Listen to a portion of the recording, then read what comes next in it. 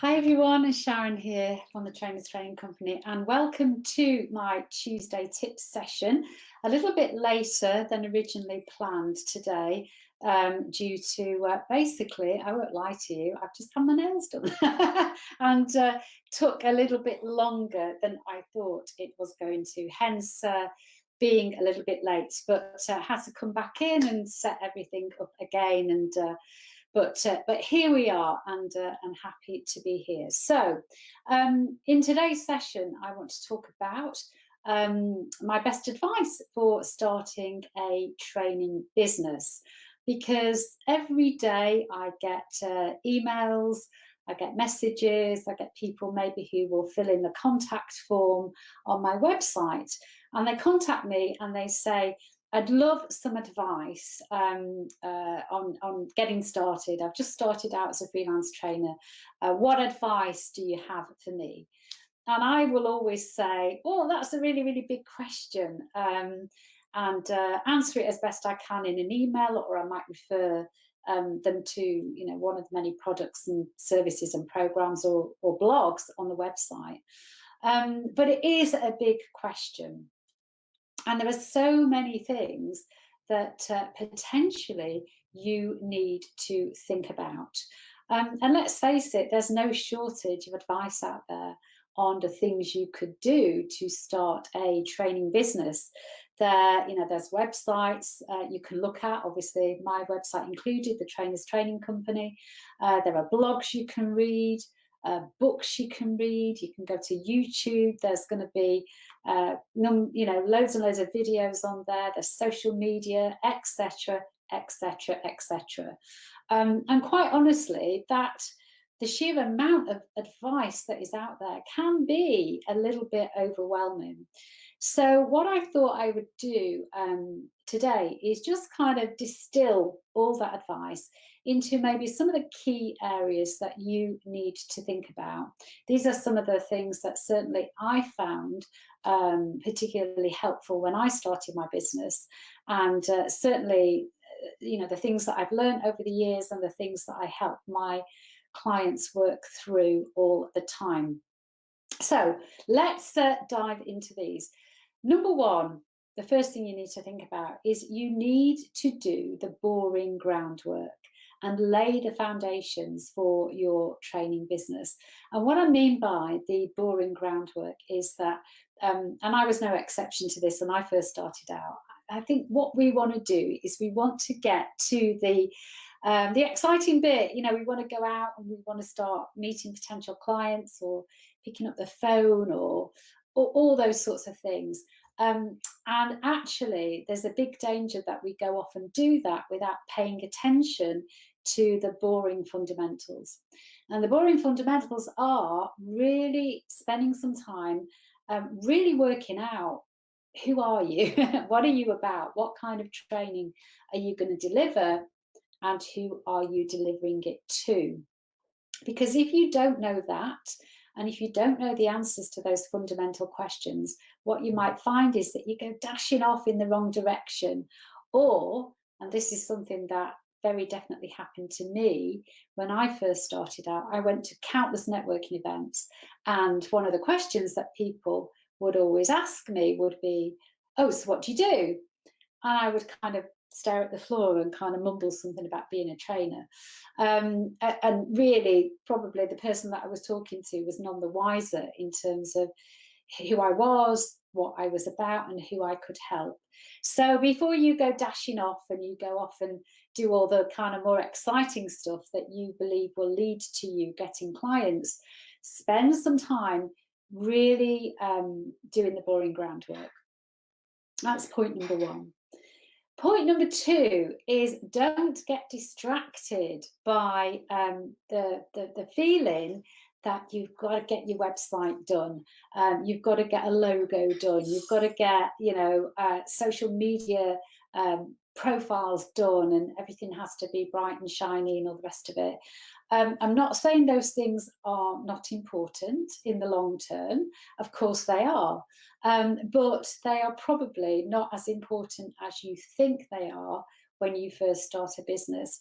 And again, what I found in my experience, that a lot of people use the fact that they haven't got their website up and running as an excuse to not talk to anybody and tell them about their business. So that's really important, not to get distracted. Point number 3 is to develop a compelling trainer profile. Now, those of you who were on the session last week, I talked about that in some detail, how it's really important to have what I would call a compelling trainer profile, so a profile that really sells you effectively, and also something that somebody can pick up and see at a glance who you are and what you have to offer, you know, in essence, you know, what you're all about. So that's really important, to develop a compelling trainer profile. And I talked about that last week, so you might want to go back and watch the Tuesday tip if you haven't seen that. Looking at which, I've got a couple of people watching, which is fantastic. So come and say hello, come and comment and pop your name in the comments, because I would love to know who you are, and if you've got any questions to ask us as we go along, then please do pop them in. Point number 4, and this really applies if you are particularly looking for associate work when you first start out.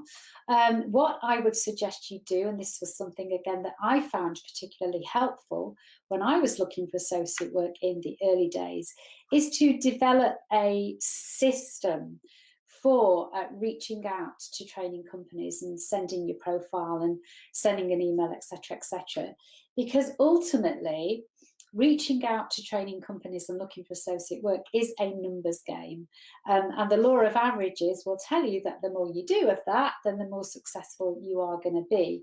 So, and that can be very time consuming. So you really want to develop a neat little system that is going to enable you to do that quickly, effectively, and something that you can kind of build into your day, so that you can go, okay, well, I've got I'm going to schedule half an hour in on, you know, every Wednesday afternoon, you know, to fire off a trainer profile and a covering email to a training company, and hopefully you will have done a bit of research, and maybe you've got, you know, 50 training companies on a list or a spreadsheet or something just ready to go.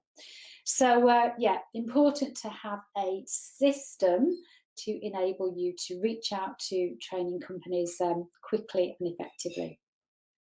Point number 5, this one is all about accepting and embracing the fact that you are going to have to market yourself and your business. There's no getting away from this. Unless you can pay other people to do all that stuff for you, you are going to have to spend, and I would suggest, equal amounts of time marketing your business as you do delivering your training. And that's a common trap that a lot of people fall into, just kind of only doing marketing when they haven't got any work. You know, that way disaster lies, you know, because you have really got to understand and embrace that if you are to have a successful business with a steady stream of clients coming in, then you are going to have to spend equal amounts of time on marketing your business as you are delivering training. But more than that, you have to learn to love it. You've got to learn to embrace it. If you don't, it's always going to be something that you don't really believe in and you don't really kind of give priority to. And the last point or piece of advice that I'd like to share with you is about tapping into the low-hanging fruit. And by the low-hanging fruit, I mean people who are already in your network, who already know you. Again, through my own experience, what I do find is that a lot of people just really get so obsessed, you know, chasing after new business and trying to work out ways of getting clients and leads, and don't actually appreciate what is already sitting under their noses. Now, you know, you're sitting here watching this this lunchtime. You know, you've got loads and loads of people in your network. Everybody knows lots of people, and by knowing lots of people, I don't necessarily always mean like business contacts. I mean just people in your network. So people, you know, friends, family, you know, people in your social circle. You know, if you've got children, other parents that you hang about with at the school gate, people in your son's football team or your daughter's netball team, or those sorts of people, your doctor, your dentist, your hairdresser, you know, we can go on and on and on. All of us know lots of people. Now, the thing about that that's so great about that is all those people, they all know other people. They all know people who are working. They probably, some of them know people who are working in organizations that you want to get into, that you know that you can really really help, you know, with the training that you provide. So, you know, so think about that and think about, who do I know in my network before you start chasing off after the latest marketing strategy. Just really think about, who are those people who are already sitting under your nose, who are available, who already know you, who you can talk to, who you can ask for introductions and referrals. You know, it's so, we all know it's so much easier to get your foot in the door through people that we know, through other people. So that's the advice that I wanted to share with you today. So 6 points that I've gone through. So number 1, do the boring groundwork, and make sure that you understand who you are and what you're about. Don't get distracted by the need to create a brand spanking new shiny website and logo. Develop a compelling trainer profile that effectively sells you. Develop a system that you can build into your working week to get us to reach out to training companies for associate work. Accept and embrace marketing and stop shying away from it, and tap into your low-hanging fruit. Well, identify your low-hanging fruit and then tap into it. So I hope you've enjoyed my Tuesday session. Sorry it was a little bit late today. If you've been with me live, fantastic. I really appreciate you being here with me today. Pop some comments below, because I'd really love to know what your thoughts are around this particular session and whether you found it useful or not. Do share. And if you're watching the replay, same applies, pop some comments in below. Have a great day, and I will see you again next Tuesday, hopefully at 12:30 next time. Take care, everyone. Have a great day. Bye.